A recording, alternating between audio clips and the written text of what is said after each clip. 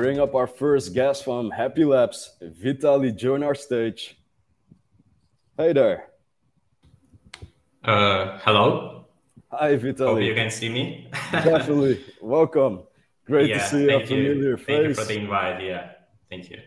You're most welcome. Please feel free to share your screen behind with your demo. Yeah, sure.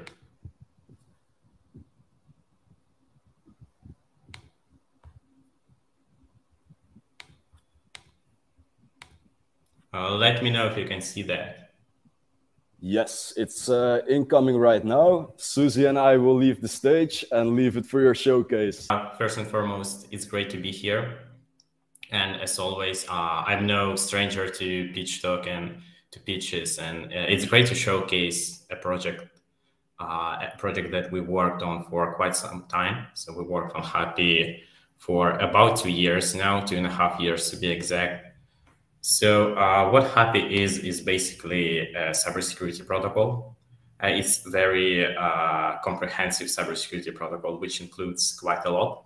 So I will try to boil it down to basics because we don't have much time, and I'll try to show more so than just talk. I'll try to show more than just talk about what we have and what we basically do. So let's start with the basics and then proceed with the actual stuff that we have. So yeah, HAPI. So HAPI is not just one protocol. It's not just on-chain side, but we will start with on-chain. So the on-chain side is basically the database that is stored on-chain.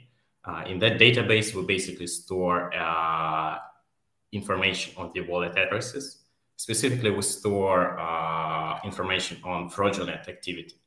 So, for example, you have an exploit happen, or you have some kind of, social engineering taking place. Someone hacked someone, or someone deceived someone in a number of ways. So what we do, we basically add that address to the database. We add metadata to that address. For example, what kind of risk category it is. As I mentioned before, it can be social engineering, it can be exploits, hacks, and so on. We add that to the database. We also add the risk category, as I mentioned, and risk score. So risk score can range from 1 to 10. How we determine risk score is basically we have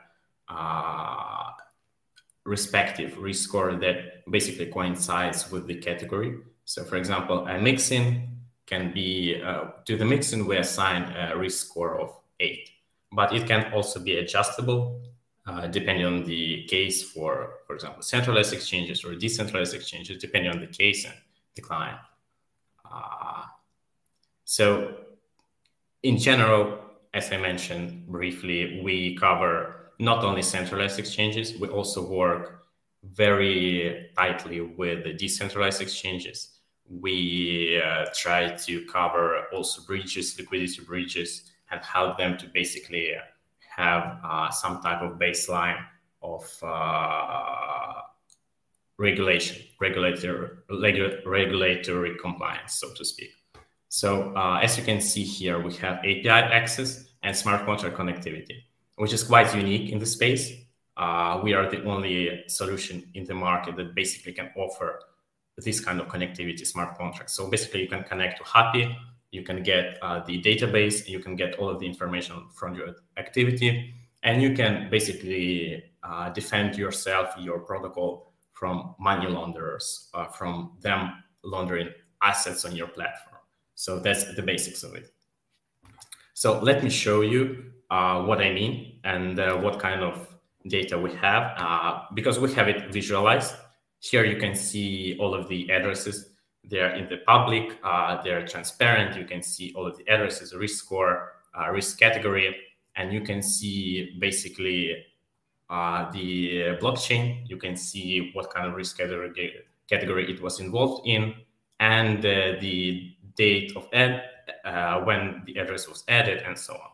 Here you can see also cases. So for example, you have cases from 2020, 2023, and so on.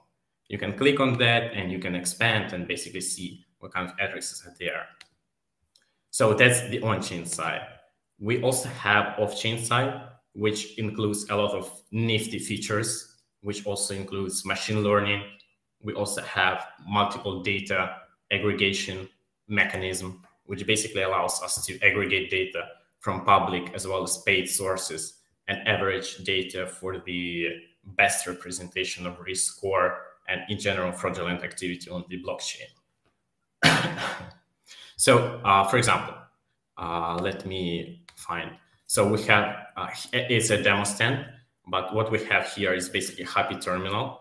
HAPI terminal is the kind of reactor or the tool that you can use to basically investigate cases. You can see what kind of addresses are here. For example, you can log in and you can see the addresses.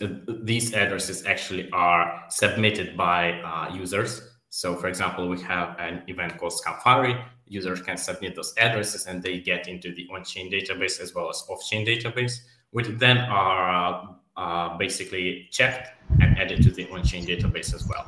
So that's the gist of it. We also have a tool called HAPI Investigator, which is basically allows for transaction visualization. So what I mean by that is basically you can get an address, this one, for example, you can paste it here and you can click find. And if the address is... Hey, sorry to interrupt you. You have like 15 seconds left. Sorry, I wasn't unmuted, but you have like 15 seconds left. No problem.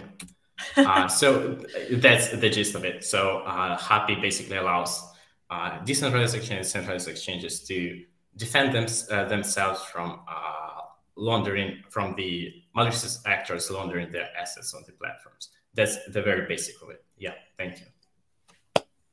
Thank you very much. Yeah, thank you so much for your remarkable showcase. I have one question from my side. Let me see. So HAPI has a dynamic database for gathering information on crypto addresses, and I believe clients are able to assess risk associated with specific addresses and transactions.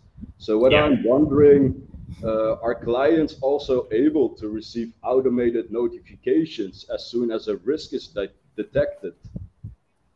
So we have a tool called exactly that. We have alert system. So that also comes down to what kind of case you have. So if you are connected to the HAPI terminal, you can receive those reports either in those alerts either in the immediately, or you can also request to receive reports, which is detailed reports about what kind of activity there, what kind of malicious activity is there. With the on-chain database, we have automated response with the alert system. For example, if something happens and laundered assets are being accessed to your platform, the alert basically allows for the project that integrated HAPI to be notified about that. So there are two cases. There is detailed reports, which is more so in line with HAPI terminal, and there is on-chain side, which is more automated, which allows projects to be aware of what kind of, potential threats they can be exposed to. Understood. Thank you so much for clarifying. It was a pleasure to have you as a first participant at our event. We have a question coming in. Oh, lovely. Yeah, from Dima from 3X Capital wants to know, HAPI, can you please share about competitors and mention specific metrics? So since HAPI is kind of, comprehensive tool, you can see our competitors being from the, different niches within the cybersec. So for example, we have someone like who does token security audits, automated token security audits like Go+. You can consider them our competitors in that particular case.